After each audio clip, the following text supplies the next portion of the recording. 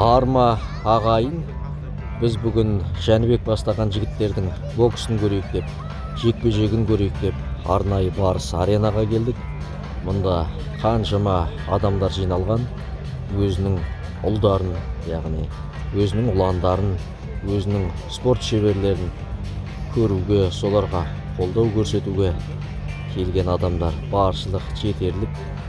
Бағанан бері бірнеше бокс өтті, өте тамаша болды.